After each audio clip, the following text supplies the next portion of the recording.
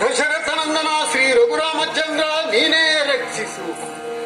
ನಮ್ಮಣ್ಣನಾಗಿರುವಂತ ಶ್ರೀರಾಮಚಂದ್ರ 14 ವರ್ಷಗಳ ಹಿಂದೆ ಇಲ್ಲಿಯ ಪಟ್ಟವನ್ನ ಅಲಂಕರಿಸಬೇಕಿತ್ತು. ಆದರೆ ಏನು ಮಾಡುವ, ವಿಷ ಘಳಿಗೆಯೋ ಎಂಬಂತೆ 14 ವರ್ಷಗಳ ಕಾಲ ಅರಣ್ಯದಲ್ಲೇ ಕಾಲ ಕಳೆಯುವಂತಹ ಪರಿಸ್ಥಿತಿ ಬಂದೊದಗಿತು. ಮಾತೆಯಾದ ಕೈಕಾದೇವಿಯ ದುರಾಸೆಯೋ ಎಂಬಂತೆ ಪಿತೃವಾಕ್ಯ ಪರಿಪಾಲನೆಗಾಗಿ ಅಣ್ಣ ಅರಣ್ಯಕ್ಕೆ ಹೊರಟು ನಿಂತ. ಆ ಸಂದರ್ಭ ನನ್ನ ಇನ್ನೊಬ್ಬ ಅಣ್ಣನಾದಂತಹ ಲಕ್ಷ್ಮಣ ಅಣ್ಣನಿಗಾಗಿ ಆಹಾರವನ್ನ ದೂರ ಮಾಡಿ ಅಣ್ಣನ 14 ವರ್ಷಗಳ ಕಾಲ ಅಣ್ಣನ ಸೇವೆಯನ್ನ ಮಾಡಿ ತನ್ನ ಜೀವನವನ್ನ ಪಾವನವನ್ನಾಗಿಸಿಕೊಂಡ. ಆಮೇಲೆ ಇನ್ನೊಬ್ಬ ಅಣ್ಣನಾಗಿರುವಂತಹ ಭರತ ಏನು ಮಾಡಿದ, ಇಲ್ಲಿಯ ಪಟ್ಟವನ್ನ ತಾನು ಅಲಂಕರಿಸುವುದಲ್ಲ, ಶ್ರೀರಾಮಚಂದ್ರನೇ ಇಲ್ಲಿಯ ಪಟ್ಟವನ್ನ ಅಲಂಕರಿಸಿದ್ದೆ. ಆದರೆ ಅದು ರಘುರಾಮ ರಾಜ್ಯವಾಗುತ್ತದೆ ಎಂಬ ಉದ್ದೇಶದಿಂದ ಅರಣ್ಯಕ್ಕೆ ಹೋದಂತಹ ಅಣ್ಣನನ್ನ ಕಂಡ. ಅಣ್ಣನಲ್ಲಿ, ಅಣ್ಣ ನೀನು ಇಲ್ಲಿಗೆ ಅಯೋಧ್ಯೆಗೆ ಬರಬೇಕು, ಇಲ್ಲಿಯ ಪಟ್ಟವನ್ನ ಅಲಂಕರಿಸಬೇಕು ಎನ್ನುವುದಾಗಿ ಬರಿಯಾಗಿ ಕೇಳಿಕೊಂಡ.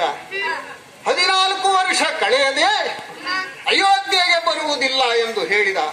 ಹಾಗಾದರೆ ನಿನ್ನ ಪಾದುಕೆಗಳನ್ನಾದರೂ ಕೊಡು, ಅದನ್ನ ನಂದಿಗ್ರಾಮದಲ್ಲಿಟ್ಟು ನಿನ್ನ ಪಾದ ಪೂಜೆಯನ್ನ ಮಾಡುತ್ತೇನೆ ಎಂದು ಕೇಳಿ ಅಣ್ಣನ ಪಾದುಕೆಗಳನ್ನ ತಂದು ನಂದಿಗ್ರಾಮದಲ್ಲಿ ಸಿಂಹಾಸನದ ಮೇಲಿಟ್ಟು ಪಾದ ಪೂಜೆಯನ್ನ ಮಾಡಿ ತನ್ನ ಜೀವನವನ್ನ ಸಾರ್ಥಕಪಡಿಸಿಕೊಂಡ.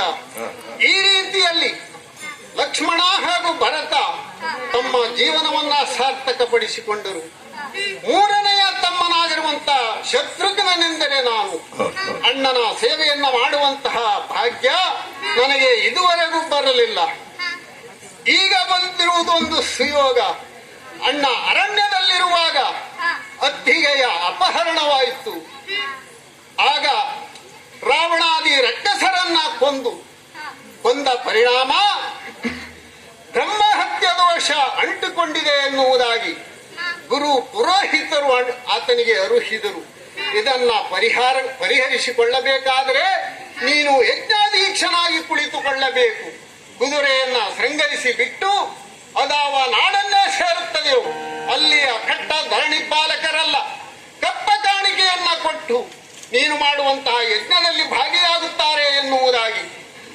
ಇನ್ನು ಕೆಲವರು ಗರ್ಭದಿಂದ ಆ ಕುದುರೆಯನ್ನ ಕಟ್ಟಿದರೆ ಆತನಲ್ಲಿ ಅಂಥವರಲ್ಲಿ ಹೋರಾಡುವುದಕ್ಕೆ ನಿಮ್ಮ ಬಲದಲ್ಲಿ ಅಂತ ಸಮರ್ಥರು ಯಾರಿದ್ದಾರೆ ಎನ್ನುವುದಾಗಿ ಕೇಳಿದ. ಅದೇ ಸಂದರ್ಭದಲ್ಲಿ ನಾನು ಹೋಗಿ ಅಣ್ಣನಲ್ಲಿ ಕೇಳಿಕೊಂಡೆ, ಅಣ್ಣ ನನಗೊಂದು ಅವಕಾಶ ಮಾಡಿಕೊಡು ಎನ್ನುವುದಾಗಿ. ವಸ್ತು ಎಂದಿದ್ದಾನೆ.